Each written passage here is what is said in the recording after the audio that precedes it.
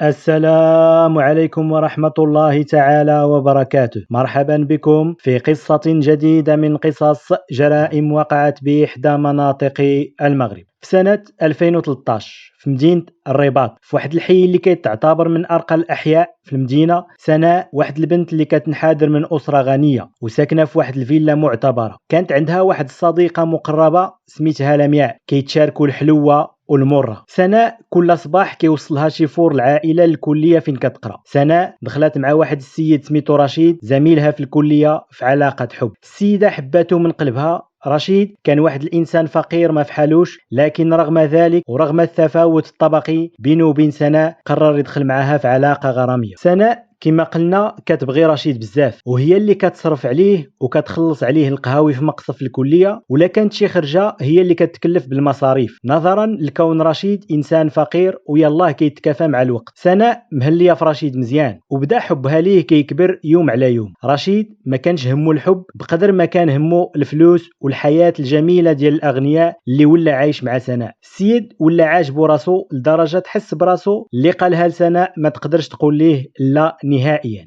وهذا الشيء تطور حتى بدا كيطلب منها الفلوس وبزز اولا غادي يضربها ويخليها، لكن سناء كتبغيه بزاف وكتقول ليه امرك مولاي اللي حبيتي نحضرها ليك. بقاو هاد الجوج هكا، سناء كتعطي الحب ورشيد كيبادلها الابتزاز نهار على نهار. ما عرفتش علاش حنا الفقراء كنتعلقوا فين نتفلقوا. الناس القدام تيقولوا خود اولا لبس قدك باش يواتيك، وبعض المرات حنا الفقراء فينا شي تحرميات ما مزيانينش، وبحال كنبغيو ننتقموا من الناس الاغنياء اللي لاباس عليهم. والناس الاغنياء تا هما تيشوفوا في الفقراء واحد النظره خايبه دونيه، ولكن في اخر المطاف بنادم حجر وطوب. كاين الفقير اللي مزيان وكاين الفقير اللي ما مزيانش، وكاين الغني اللي مزيان وكاين العكس. غير هو في اخر المطاف اختلاف الطبقات زائد الجهل كيؤدي العلاقه فاشله. نرجعوا كما قلنا، سناء ورشيد بقاو على هذا الحال. سناء كتعطي الحب والاهتمام ورشيد كيعطيها الابتزاز والتهديد. واحد النهار سناء غادي تطلب من الشيفور ديال الاسره ما يبقاش يوصلها اولا يتسناها قدام الكليه. هي راه كبرات وبغات حريتها وبغات تنفس شويه.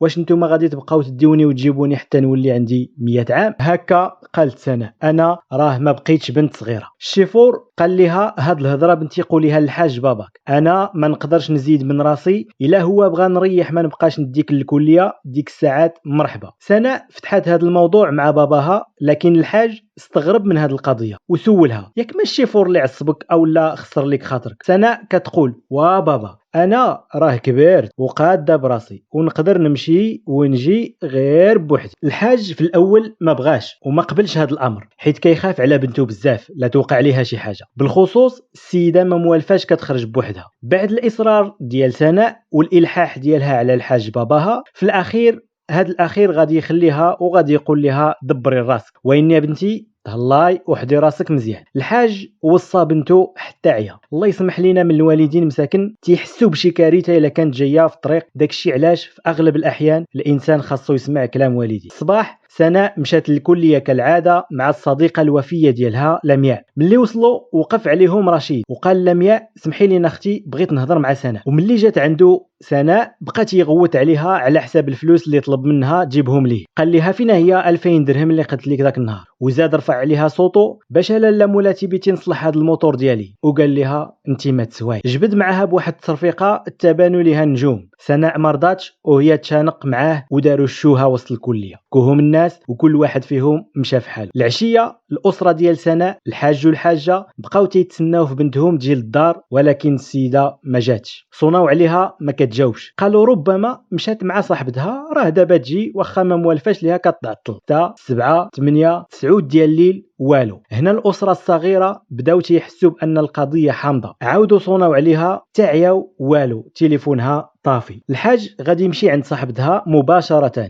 لمياء ما شتيش سناء؟ لمياء قالت ليه لا عمي تفارقنا في الكليه وقالت لي غير سيري دابا نشد انا طاكسي صافي داكشي اللي درت، ومن ديك الساعه عمي ما باقي شفتها. زعما راه قلت ليها الا وصلتي للدار صيفطي لي ميساج، لكن تا انا استغربت علاش ما صيفطات ليا والو وما صوناتش ليا. الحاج خاف بزاف على بنته، مشى مباشره خدا واحد الصوره ديالها ومشى عند البوليس سجل حاله اختفاء. 48 ساعه سناء ما بانتش البوليس غادي يخرجوا للميدان للبحث عليها، وغادي يوزعوا الصور ديالها في جميع الاماكن الممكنه في مدينه الرباط. الاسره ديالها مسكينه دارت العزو، شحال بكاو مساكن على الاختفاء ديال البنت ديالهم. كيحاولوا الناس يطمئنوهم، ولكن قلبهم تيشعر بان شي حاجه خايبه وقعت لها. الله يسمح لينا كاملين من الوالدين المره الثانيه. واحد السيد تيقول لي عمري عرفت القيمه ديال الوالدين حتى ماتوا مساكن، خلاو واحد الفراغ كبير في حياتي. ربي قال لنا ولا تقل لهما اف ولا تنهرهما وقل لهما قولا كريما. الله يحفظ الوالدين ديالنا جميعا، واللي ماتوا او توفوا ليه الله يرحمهم في هذا النهار.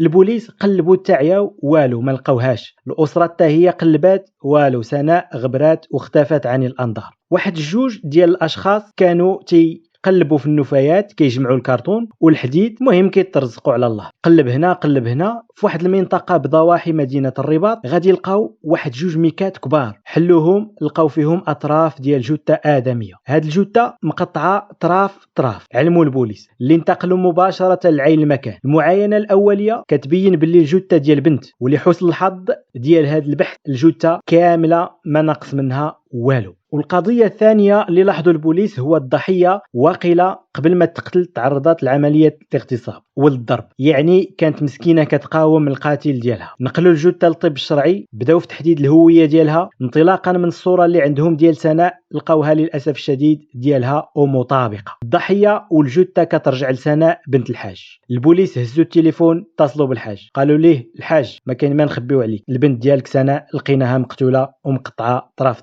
الحاج مسكين فشلوا عليه رجليه، ما قدر باقي يهضر ولا عرف كيفاش غادي يوصل الخبر ديال مقتل الابنه ديالو للزوجه. مثل هاد الاخبار راه ما فيهم ما يتقال ولا يتسمع. كاين مسكين اللي تيمرض فيها اولا كيتشلل اولا كتوقع ليه شي مصيبه. حسبنا الله ونعم الوكيل في بحال هاد الاخبار وهاد المجرمين اللي تيرتكبوا بحال هادشي. الاسره سلمات امرها لله سبحانه وتعالى ورضات بداك الشيء اللي مكتب عليها الله. البوليس بداو التحريات بعد ما توصلوا بالتقرير بان سناء تعرضت للاغتصاب قبل ما تقتل. الحاج سولوه واش بنتك ما عندها اعداء ما عندها اصدقاء؟ الحاج تيقول الاعداء سيدي لا، حنا داخلين سوق راسنا، ويني اصدقاء ما عرفتش اش نقول لكم. كاينه لمياء اللي ساكنه قريب منا هي اللي كتعرفها سيدي وكتمشي معاها ديما. البوليس مشاو عند لمياء للدار فين كتسكن او الفيلا فين كتسكن. لمياء اخر مره شفتي سناء؟ لمياء كتقول بانها اخر مره شفت سناء كانت في الكليه. وملي قالوا ليها البوليس شنو لاحظتي عليها هذاك النهار، قالت لهم سيدي ما لاحظت والو، ما قالت لي والو وما عاودت لي والو، ما لاحظت عليها حتى حاجه. ولكن البوليس دائما كيمتازوا بدقه الملاحظه. شافوا الملامح ديال لمياء تبدلات، يعني وجهها تبدل، ضغطوا عليها وبقاو عليها البوليس بالاسئله حتى عاودت لهم باللي اخر مره شفت فيها سناء كانت ذاك النهار فاش تخاصمات مع صاحبها اي يا سيدي صاحبها. البوليس بقاو تيسمعوا ليها تتعاود لهم باللي ذاك النهار رشيد اللي هو صاحبها وصاها تجيب ليه 40,000 ريال باش يقاد الموتور ديالو. ولكن سناء عيات تقول ليه راني ما عنديش الفلوس، ما عنديش 40,000 ريال، ما عندي منين نجيبها لك وما غاديش نعطيها لك،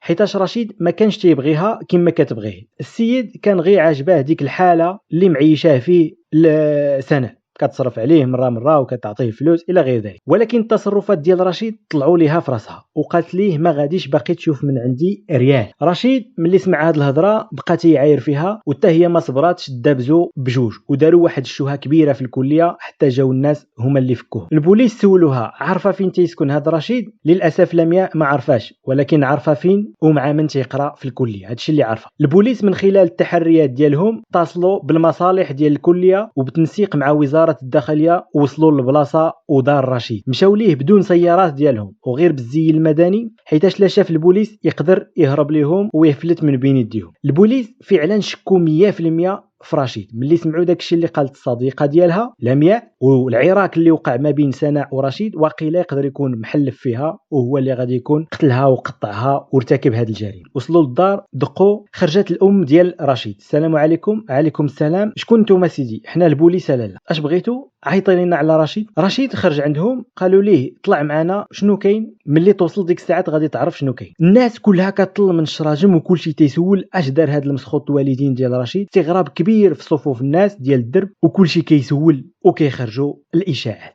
رشيد وصلوه البوليس للكوميساريه مباشره، قالوا ليه علاش قتلتي سناء؟ السيد تفاجئ ونكر اولا ضربها بنكره وبدا يحلف لهم بانه ما يقدرش يقتل حتى خروف في العيد، احسب الله بنت. اخر مره شفتي سناء؟ شفتها الشاف في الكليه النهار الفلاني اش وقع بيناتكم. رشيد عاود لهم القصه كما هي، بانه ذاك النهار ضرب سناء وتخاصمت معاه وتشانقوا وفكوهم غير الناس. يعني رشيد عاود القصه كما هي، ما زاد ما نقص. البوليس سولوه فين كنتي هذاك النهار الفلاني فاش تقتلات سناء. رشيد تيقول باللي كان في الدار ديك الساعه، والام ديالو فعلا حتى هي كتاكد بانه كان في الدار. التقرير ديال الطب الشرعي قدر باللي النهار اللي تقتلات سناء كان الوقت تقريبا شي 2 ديال الليل. هذا التقرير هو اللي نقد رشيد وما كان غادي يتشد. وكما قلنا الوالده ديالو هي اللي اكدت بانه ذاك النهار كان ولا هذيك الساعه بالضبط كان في الدار، ويستحيل يكون في الدار ديك الساعه وتشوفوا مو والجثه تقتل وترمى في مكان بعيد على المنزل ديالو. اذا الامور صعبه بزاف. البوليس ربطوا الاحداث، لقاو رشيد فعلا ما عنده حتى علاقه بهذه القضيه هذه. رشيد تنفس الصعداء، طلقوه البوليس وانه قالوا له ما تمشي فين لا بغيناك غادي نعيطوا لك. البوليس لحد الان ما توصلوا بوالو في هذه القضيه الغامضه. رشيد طلعوه هبطوه، السيد تبين انه ما قتلهاش. شنو باقي عند البوليس؟ جميع الطرقان تسدوا في وجهه، حتى حاجه ما توصلوا لها. المجرم لحد الان مازال غامض، واي واحد يشكو فيه مازال ما كاين قدامه. رشيد ماشي هو، الصديقه ديالها لمياء حتى هي ماشي هي. البوليس غادي يرجعوا عند لمياء حيتاش هي اخر واحد شاف الضحيه سناء. عاودوا سولوها شوف يا بنتي عافاك، راه الا ما تعاونتي معنا انت راه ما كاينش اللي يعاوننا، والمجرم اللي قتل الصديقه المقربه ديالك غادي يفلت من العقاب. لمياء تفكرات تعيات، ما لقاتش شي حاجه مثيره تقدر تنفع بها البوليس. شافت فيهم وقالت كاين غير واحد 2 هما اللي كيبقاو يتبسلوا علينا قدام الكليه، واني عادي هذا الشيء ديما تيوقع. البوليس واخا هاد النقطه شافتها لمياء صغيره وغير مفيده، لكن عند البوليس هي معلومه مهمه جدا. 2 ديال الاشخاص كيجيو يوميا لحدا الكليه وتيركبوا على الموتور وكيتبسلوا على هاد 2 بنات، وكيتبسلوا بالخصوص على سناء. وواحد فيهم كيتبسل بزاف على سناء بالخصوص، كانت عاجباه كيحاول يتقرب منها ولكن سناء ما كانش كتعطيه الوقت. هاد 2 بنتي كتعرفيهم؟ البوليس سولو لمياء لا ما كنعرفهمش، واني راه ديما تيكونوا قدام الكليه، واش تيقراو فيها ولا لا ما عرفتش سيدي. البوليس هزوا لمياء ومشاو عاسين على هاد 2 قدام الكليه، النهار الاول النهار الثاني النهار الثالث حتى النهار الرابع. واحد فيهم جاي راكب على واحد الموتور، شدوه البوليس الوريقات ديال الموتور، حيدوا ليه الوريقات، يلا تمشي معنا بينك في واحد المهمه. البوليس نقلوه في الصافيت داوه للكوميساريه. كتعرف سناء؟ السيد نكر وقال ما تنعرفهاش. وراوها ليه في التصويره، هذه هي اللي كتحرشوا بها كل نهار ما عرفتيهاش؟ قال لهم ماشي انا الشاف اللي تيتحرش بها راه صاحبي جمال، وهو اللي ديما مدخلنا في المشاكل، وعييت ندوي معاه باش يفرقها عليه. شي نهار تجبد لينا شي صداع ما بغاش، راه ما كيتصنتش. فين هو صاحبك جمال؟ السيد كيقول بلي شي سيمانه هذه الشاف ما شتو، وشحال من مره تنمشي عنده للدار ولكن ما تيبغيش يخرج عندي. كنصوني عليه مره وجوج وعشرة ولكن والو. استغربت علاش تبدل عليا هكا، وبالخصوص كان صاحبي وصديقي ما كنتفارقوش. شدوا من عنده العنوان ديال جمال، مشاو عنده مباشره للدار، اعتقلوه من وسط دارو مباشره، وجهوا ليه تهمه القتل ديال سناء. السيد ضربها بنكره، واجهوه بداك الشيء اللي قال صاحبه بلي كان كل نهار كيتبسل وكيتحرش بسناء. السيد جاوبهم انني نتبسل عليها ما كيعنيش باللي غادي نكون انا اللي قتلتها. المهم السيد نكر وما بغاش يعترف. البوليس من خلال الخبره اللي عندهم شكوا فيه 100%. واحد المحقق حلف باللي هاد جمال هو صاحب دعوتنا، غير هو كيفاش نطيحوه في الشبكه وكيفاش نلقاو شي دليل مادي باش نثبتوا عليه الجريمه. هنا فين غنات موكا. انتقلوا للمحيط فين تيسكن جمال، وكل شيء تيشهد بالسلوك السيء ديال هاد السيد. واحد المعلومه مهمه غادي يحصلوا عليها البوليس من خلال احد الاصدقاء ديالو، هي واحد البراكه في الغابه القريبه للمدينه، يعني في الضواحي ديال المدينه راه ديالته وتيمشي ليها مره. الغريب في الامر البراكه ملي مشاو ليها البوليس لقاوها قريبه لمكان وجود الجثه. دخلوا ليها قلبوها، فعلا لقاو بعض القطرات ديال الدم. جابوا واحد المحلول لاخوات الشرطه العلميه